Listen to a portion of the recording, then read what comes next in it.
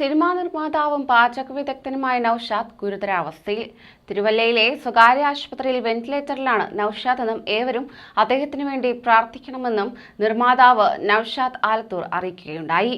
എന്റെ പ്രിയ സുഹൃത്ത് ഷെഫ് പ്രൊഡ്യൂസറുമായ നൌഷാദ്, അദ്ദേഹത്തിന്റെ ആരോഗ്യനില വളരെ ഗുരുതരമാണ്. ഇപ്പോൾ തിരുവല്ല ഹോസ്പിറ്റലിൽ വെന്റിലേറ്ററിലാണ്. അദ്ദേഹത്തിനു വേണ്ടി നമുക്ക് എല്ലാവർക്കും പ്രാർത്ഥിക്കാം.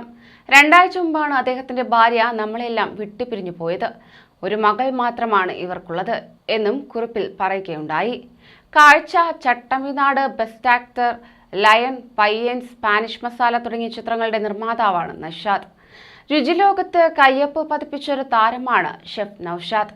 നൌഷാദിന് തിരുവല്ലയിൽ ഹോട്ടലും കാറ്ററിംഗ് സർവീസുമുണ്ട്. അതേസമയം പ്രവാസികളുടെ നാവിൽ കേരളത്തിന്റെ തനത് രുചി പകർന്ന് നൽകിയ ഇദ്ദേഹത്തിന് കുവൈറ്റിലും ബഹ്റൈനിലും ദുബായിലുമായി നൌഷാദ് സിഗ്നേച്ചർ റെസ്റ്റോറന്റ് എന്ന പേരിൽ റെസ്റ്റോറന്റ്. ഇത് പ്രവാസികൾക്കിടയിൽ പ്രമുഖമായ ഒരു റെസ്റ്റോറന്റാണ്. പരമ്പരാഗത ശൈലിയിൽ തനി കേരളീയ അന്തരീക്ഷത്തിന്റെ സുഖം പകർന്ന അകത്തളങ്ങളുള്ള രീതിയിലാണ് നൌഷാദ് തന്റെ ദുബായിലെ റെസ്റ്റോറന്റ് ഒരുക്കിയിട്ടുള്ളത്. സാഹിത്യ ലോകത്തെ സുൽത്താൻ വൈക്കം മുഹമ്മദ് ബഷീറിന്റെ രചനകളെ ആസ്പദമാക്കിയുള്ള പ്രമേയത്തിലാണ് ഉൾവശം സജ്ജീകരിച്ചിരിക്കുന്നത്. റംസാന്റെ പുണ്യമാസത്തിൽ 30-ൽ പരം രുചിയൂറും വിഭവങ്ങളുമായി കുവൈറ്റിലെ ഫർവാനിയയിൽ 2018-ൽ തുറന്ന ഷെഫ് നൌഷാദ് സിഗ്നേച്ചർ റെസ്റ്റോറന്റ് പ്രവാസികളുടെ പ്രിയയിടമാണ്.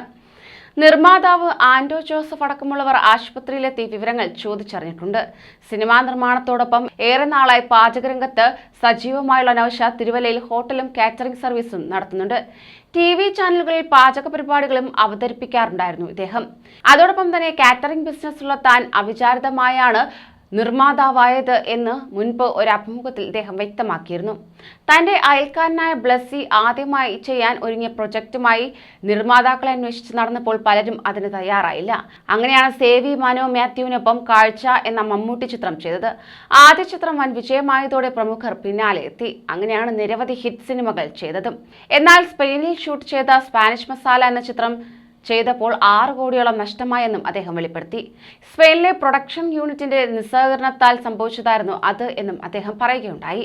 നഷ്ടം സംഭവിച്ചിട്ടും പിന്തിരിയാതെ വീണ്ടും സിനിമ ചെയ്യാൻ തയ്യാറായപ്പോൾ ദുരനുഭവങ്ങളുണ്ടായി. പുതിയൊരു പ്രൊജക്ടിനെ കുറിച്ച് പറയാൻ ഒരു പ്രമുഖ യുവതാരത്തിന്റെ ഫോണിൽ 10 തവണ വിളിച്ചിട്ടും എടുത്തില്ല.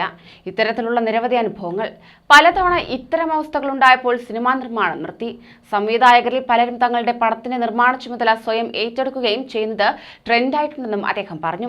ഇതും വിവിധ ചൂഷണങ്ങൾക്ക് കാരണമായിട്ടുണ്ട്. കുവൈറ്റിലും ബഹ്റൈനിലും ഇപ്പോൾ തന്റെ നേതൃത്വത്തിലുള്ള ഹോട്ടലുകൾ പ്രവർത്തിക്കുന്നതായും കാറ്ററിംഗ് ബിസിനസ്സിൽ ശ്രദ്ധ കേന്ദ്രീകരിച്ചതോടെ സംതൃപ്തി ഏറെയുണ്ടെന്നും ഷെഫ് നൌഷാദ് അന്ന് വെളിപ്പെടുത്തിയിരുന്നു.